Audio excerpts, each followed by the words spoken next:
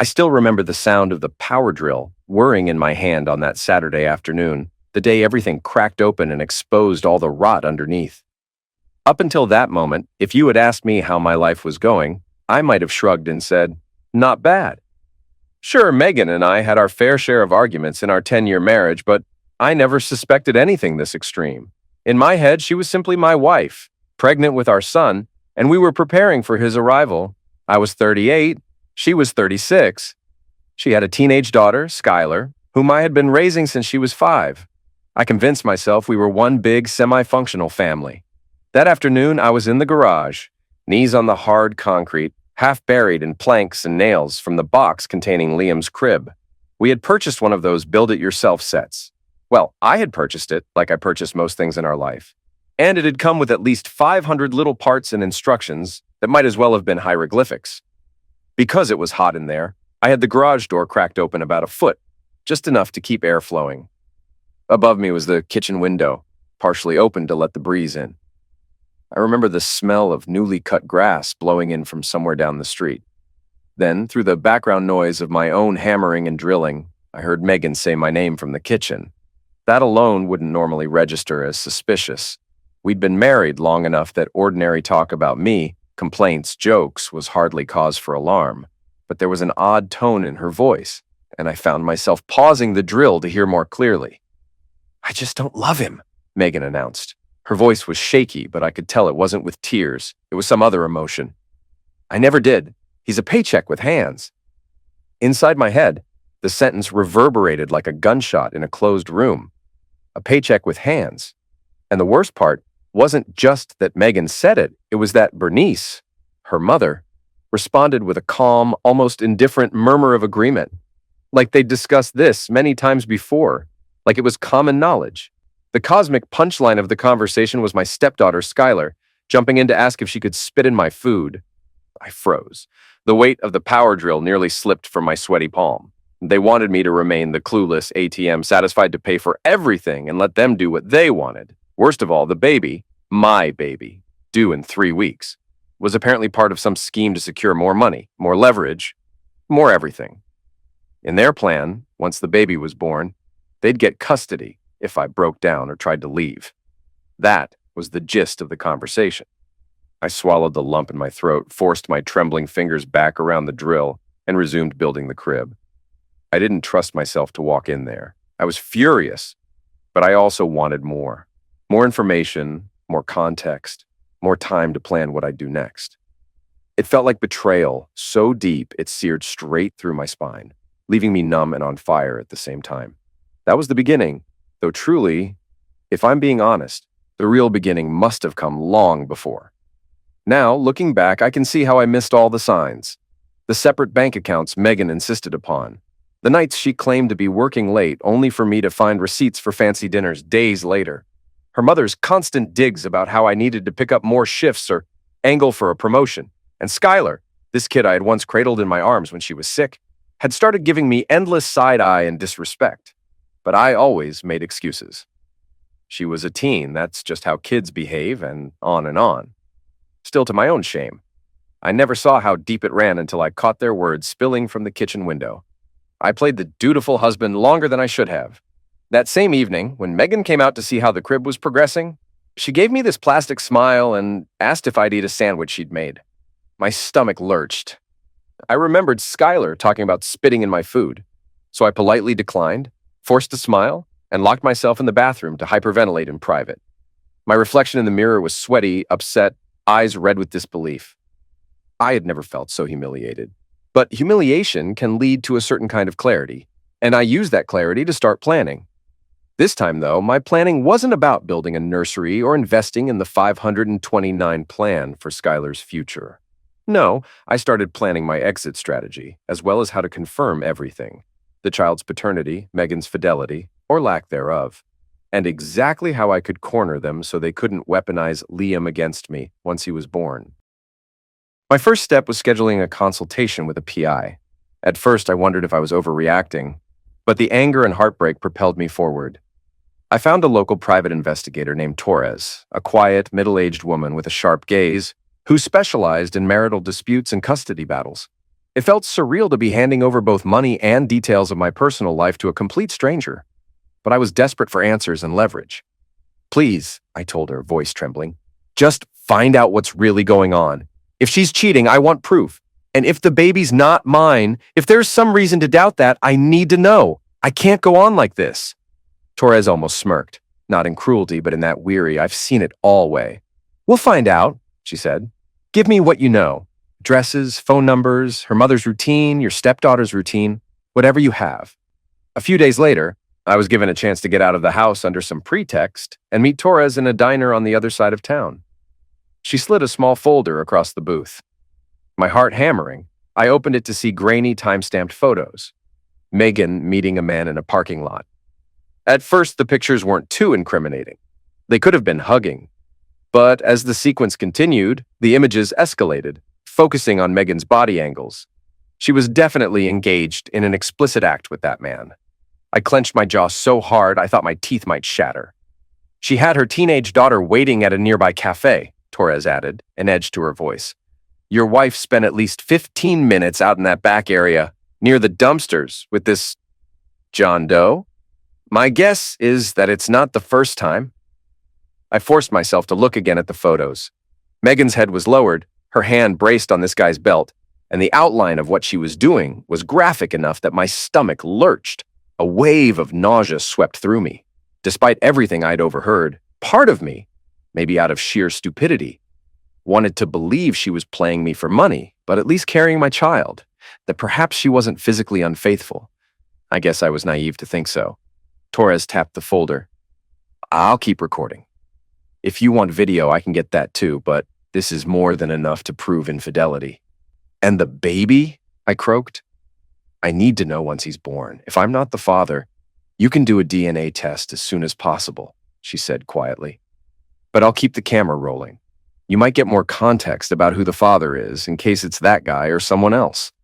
I left the diner feeling a knot of hatred and adrenaline in my chest, so tight I could hardly breathe. Megan had her side fling, performing sordid acts in some filthy parking lot, while Skylar calmly sipped iced coffee in a cafe next door, apparently complicit because she never breathed a word to me. Then they'd both come home and flash me these innocent eyes, as though everything was fine. Now I understood. I was the paycheck, the father figure to fill in the gaps, the gullible stooge. I tried not to lose my mind that night. I came home, forced to smile at Megan, who was in the living room rubbing her nearly full-term belly, and asked about her day. She gave some bland answer about meeting a friend for lunch. When I pressed for details, she said the friend's name was Linda. I swallowed back the urge to confront her on the spot, not wanting to tip my hand before I had everything in place. Skylar sat in the corner, tapping on her phone. She gave me this once-over, a sneer twisting her mouth. I'm starving, she said coldly. You're picking up takeout tonight, right? Even though I was seething inside, I said, sure. Thai or burgers? She shrugged one shoulder, deliberately dismissive. Whatever's expensive. I just stared at her. Once, long ago, she was the kid who'd excitedly asked me to push her on the swings. Now she was practically mocking me, bragging about how she wanted me to spend more money. And the worst part was, I'd do it because I was stuck. The baby was coming, and I needed to organize my approach carefully if I wanted legal leverage. When Liam arrived, it was under a swirl of chaos. Megan went into labor nearly 3 weeks early. She woke me up at 3 a.m, in tears, saying her water broke. Of course, I drove her to the hospital.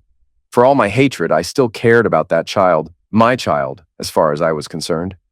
And in the hospital, for those fleeting minutes, I almost forgot my anger. The swirl of doctors, the beep of monitors, my wife's ragged breathing. Then there he was, a squirming, crying little boy with a shock of dark hair. The nurse placed him in my arms, and I felt my chest tighten in a mix of awe, love, and a lingering thread of bitterness about all that had been going on behind my back. Megan's mother and Skylar appeared at the hospital within hours. They cooed over the baby while I pretty much stood guard. It might have looked like fatherly affection, but the truth was, I didn't want them hustling Liam away for their own manipulations. My cynicism disgusted me, but after what I'd seen, I had no illusions left. Bernice cornered me in the hallway while Megan dozed in her recovery room. She adjusted the collar of her sweater in that prim way older women do and said softly, "You'll take good care of your family now that the baby's here, right?"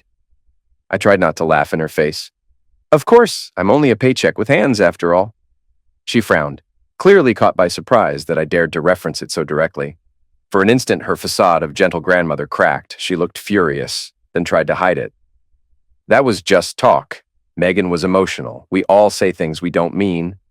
Right, I said, not bothering to hide the sarcasm. Then I brushed past her to check on my newborn son. 2 weeks later, in the hush of a morning that found me exhausted from night feedings, I placed a phone call to a lab that handles discreet DNA testing. I walked around on eggshells waiting for Megan or Bernice or Skylar to overhear me. But they were out at the store, so they claimed. Either way, they weren't in the house. The lab said a test could be done quickly with either a cheek swab from me and the baby or some other method if Megan objected. But I knew Megan wouldn't find out. I had ways to gather what I needed.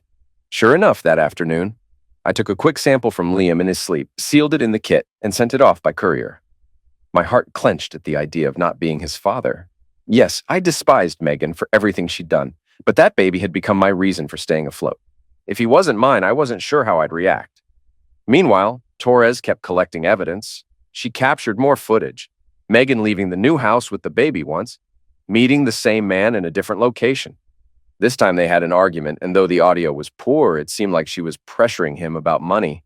He kept gesturing to his own phone as if telling her to back off. Then, in a shocking twist, one of Torres's videos also showed Megan's conversation with Skylar, in which they openly mocked me. Skylar, unbelievably, hammered home how I was basically an ATM for her college tuition, saying, "He's going to pay for everything, so who cares? He's such a loser." When they got home after that meeting, I pretended to be napping on the couch. They strolled past me with shopping bags, mother and daughter smirking about something. Probably me. A month crawled by. The stress wore me down physically. My appetite disappeared, and my nerves were frayed. One night, the baby was screaming, and Megan barked at me to deal with him. As I lifted Liam from his crib, my phone buzzed with an email from the DNA lab. My stomach flipped. Holding my son gently in one arm, I tapped open the email with the other. The results showed a 99.99% probability that I was Liam's biological father. That meant something in my chest loosened. I might have been furious at Megan. I might have felt used and betrayed, but at least Liam was mine. No matter what happened next, I had a permanent bond with this little boy. I would do anything to protect him. In the swirl of my exhaustion and frustration, I found ways to become almost sadistically calm. If Megan wanted to treat me like an enemy, then so be it. I decided to become the villain she needed me to be, because at least then I could direct the outcome. I'd let her see just enough of my anger to keep her on edge, but not enough for her to realize how much evidence I'd collected. I'd withhold that explosive confrontation for the perfect moment. Increasingly, though, I noticed that Megan's shifts in mood. After the baby was born, she'd swing from weepy apologies to unleashing a swirl of criticism. I didn't hold the baby correctly. I was too slow to warm his bottle. I was too controlling. Meanwhile, Bernice was stepping in constantly, trying to rearrange my finances, pressuring me to put more money into a joint savings that apparently only she and Megan could access. Skylar, for her part, just kept up the vile commentary whenever she thought I wasn't listening. But I was. I was always listening now, thanks to some discreet recorders I'd hidden around the house. And I caught everything. Skylar telling her friend on a phone call that I was a total scumbag, but that her mom needed my paycheck because we can't afford anything otherwise. The kid was 15, but she spoke about me like she was some jaded 40-year-old gangster. My hate for her was rising in me like bile, a shameful feeling because I'd once carried her on my shoulders to watch fireworks. Finally, about 8 weeks after Liam's birth, I decided to hire a second PI just to confirm every morsel of Megan's affair. Torres was good, but I wanted to double down. I also wanted more than still photos. My plan was to have a video, or at least audio, that left no doubt. And sure enough, about a week after I authorized additional surveillance, I got a text from the second investigator. She's meeting him again. Parking lot near the old hardware store. She has the baby with her in the car. My blood turned to ice. I hopped in my vehicle and headed that way, but the PI had told me to stay out of sight so they could record everything.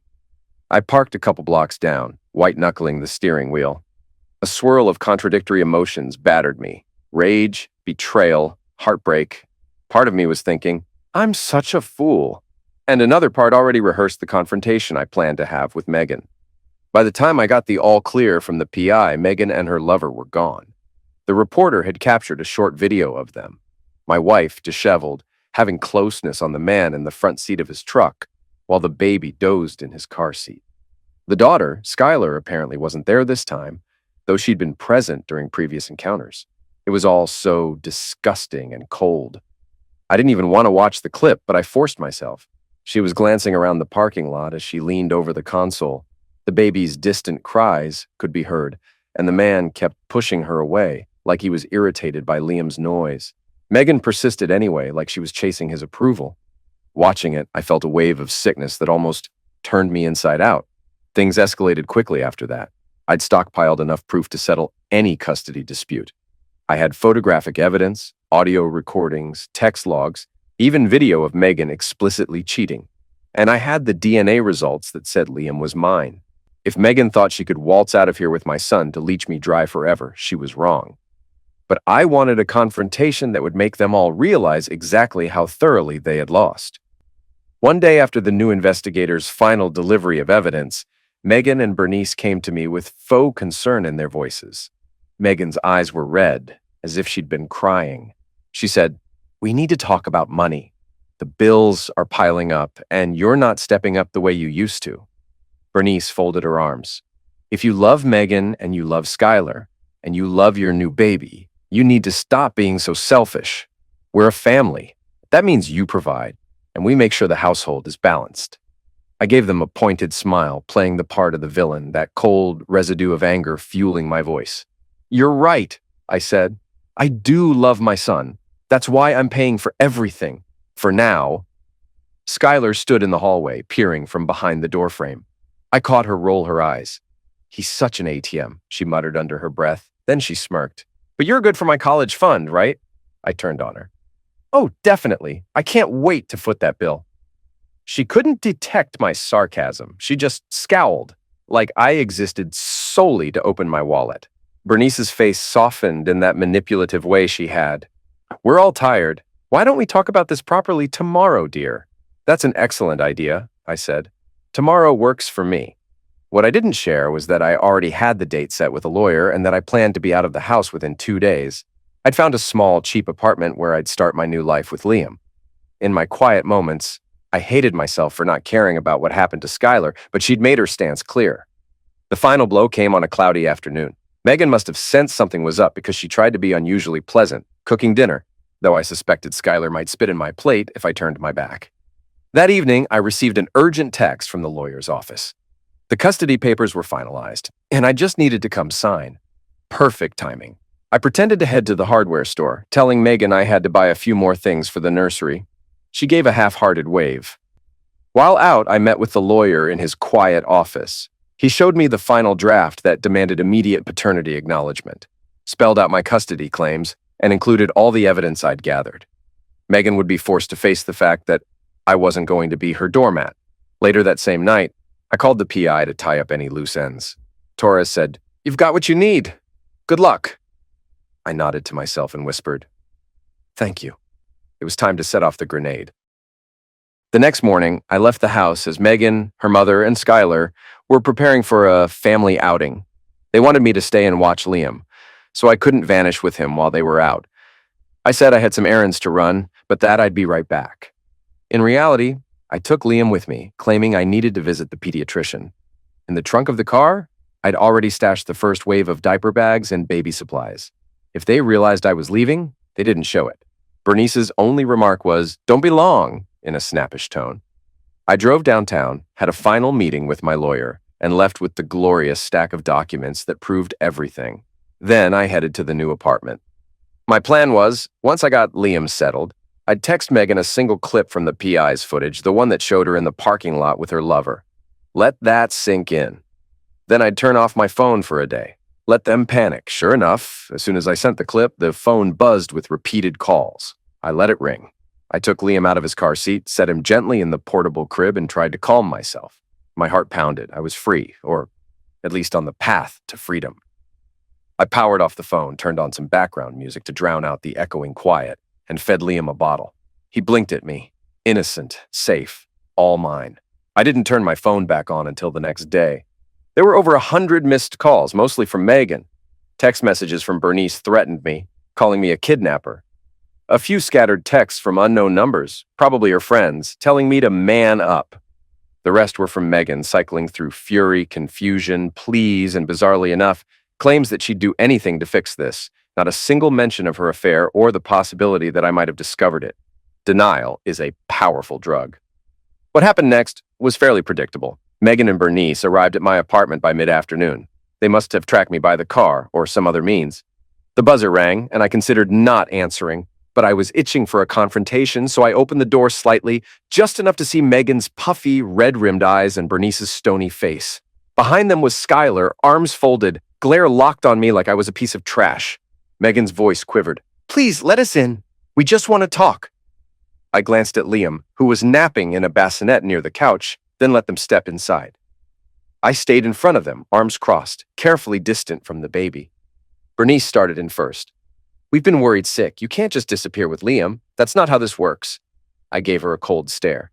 "Actually, I spoke to a lawyer. That's exactly how it works when the mother is cheating and planning to use me just for money, and especially when we have proof of that cheating, plus admissions of how you think I'm basically an ATM. Megan's face crumpled. "I never meant those things. Please, you have to believe me. Everything I said, I was just emotional. And the parking lot, that was a mistake. You have no idea the pressure I've been under. None of that changes the fact I love you, and I love our baby." "Sure," I said, not budging. "You love me so much you told your mother you'd get custody once I broke. And you love me so much you had no trouble stepping out of the marriage, lying about working late, ordering baby items to stash at Bernice's house, and meeting some guy for cheap act in public. Meanwhile, your daughter here," I nodded at Skylar, "was complicit." Skylar rolled her eyes. "Can we just skip the drama? I don't give a crap. I'm not a toddler. I know what's going on. You pay for stuff and we live our lives. That's how it's always been." My nostrils flared. "Say that again," I said softly. She glared. "You heard me. You're a walking paycheck. Get over it." Megan turned to her, eyes wide with anger or shame. Maybe both. "Skylar, shut up." Then she turned back to me, batting tears from her eyes. "She's just upset. She's a kid. Don't hold that against her." I shrugged. "Too late." Skylar snorted. "Whatever, Dad. Or stepdad. Or whoever you are. At least you'll pay for my college before you run off." I let out a bitter laugh. "Is that all you think I'm good for?" Skylar lifted her chin.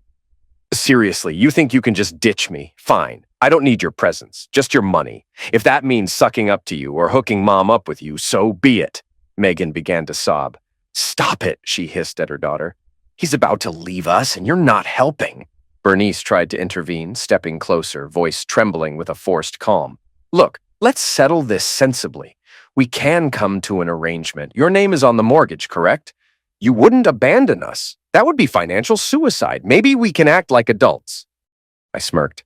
"That's rich, coming from someone who helped hatch a plan to keep me around as a wallet. Don't you realize I have all the recordings?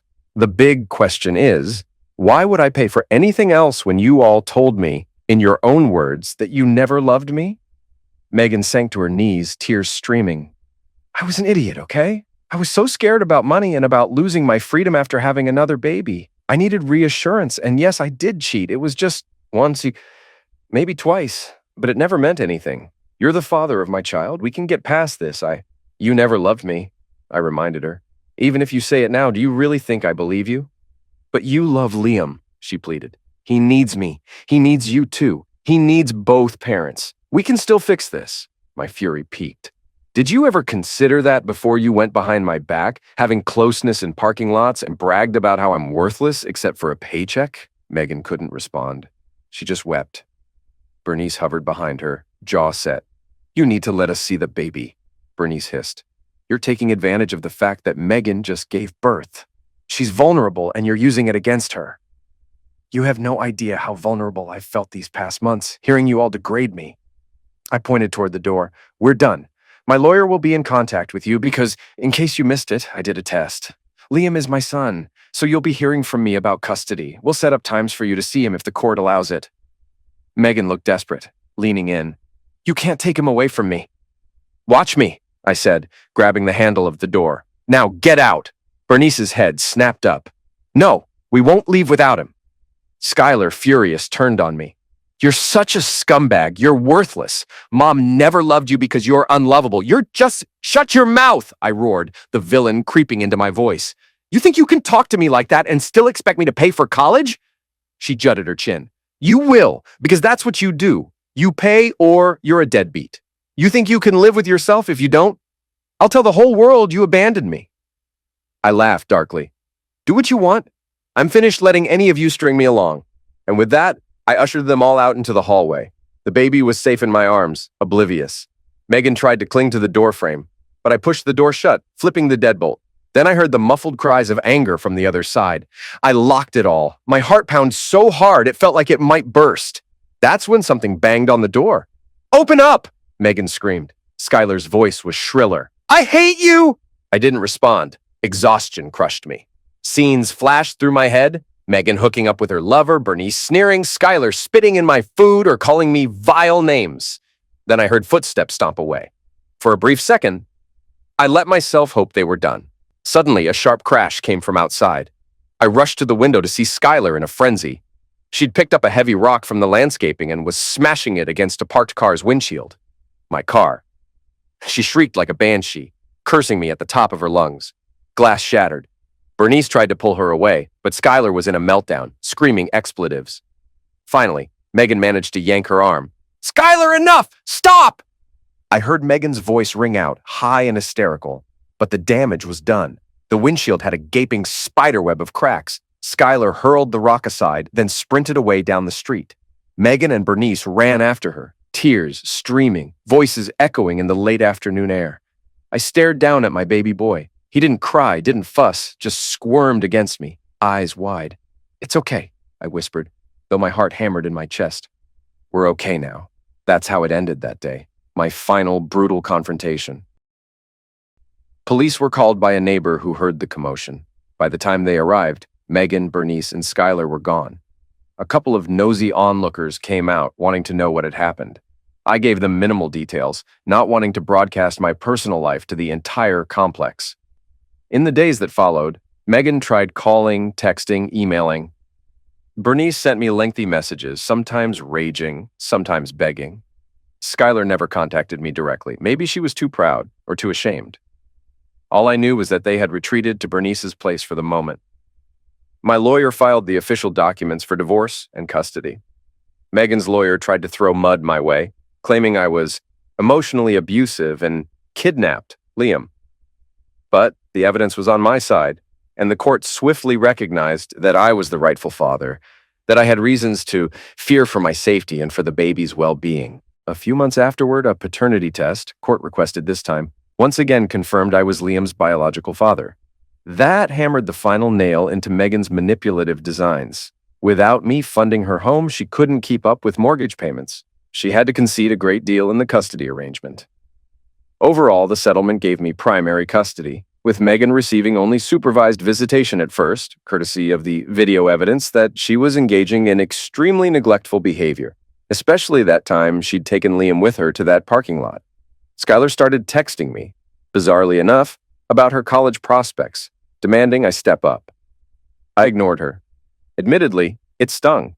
This was a kid I had once loved and treated as my own, but her entitlement and cruelty were too blatant. The vow I made to myself was that I would protect Liam, not bankroll the lifestyle of people who had no respect for me. Not long after, I heard a rumor from a distant relative of Megan's that Skylar had run away for a couple days. She cooled her heels in some friend's basement, apparently in protest of how unfair life was. Meanwhile, Bernice tried to orchestrate a family therapy session to repair the bonds. I nearly laughed at the suggestion. I told them all to stay out of my life unless it strictly involved scheduling a visitation for Liam. I guess in a way, I became their demon, the villain they always claimed I was. But it's not like I set out to be cruel. I just refused to play the role of the clueless, bottomless wallet any longer. If they saw that as villainy, so be it. Maybe part of me even enjoyed the feeling of shutting them out, after all the humiliation they doled out to me. Now, months after the meltdown, I'm adjusting to life as a single father. Liam is blissfully unaware of the drama that preluded his arrival in this world. He's babbling now, big eyes darting around my tiny apartment with curiosity. The place is modest. Walls are scuffed. The carpeting is old. But it's my home and his, and there's peace here. I feed him, change him, rock him to sleep. Sometimes I watch him drift off and think about everything that's happened. Megan's betrayal, Bernice's manipulations, Skylar's cruelty. It's like a fever dream, except it's horrifically real. 3 days ago, I had a final piece of closure. Skylar turned up alone at my doorstep. She must have taken a bus or walked the miles across town. I doubt Bernice or Megan was with her because none of them texted me to warn me she was coming. I opened the apartment door and there she was, tears streaking her face, hands trembling. "What do you want?" I asked, voice cold. Her eyes rose to meet mine. She bit her lip. "I need your help," she whispered. "Mom can't afford anything anymore, and I need college money. You promised you'd pay, right?" I stared at her for a long time, remembering her smash my windshield, remembering that security footage of her literally spitting in my coffee, the sneers, the hateful words. Part of me wanted to slam the door in her face right there. Another part remembered that child I once carried on my shoulders. For a moment, I hesitated. She must have seen it because she moved a step closer, tears starting to flow more freely. "Please," she said, "I know I'm a jerk sometimes, but you practically raised me. You said you'd always be there for me."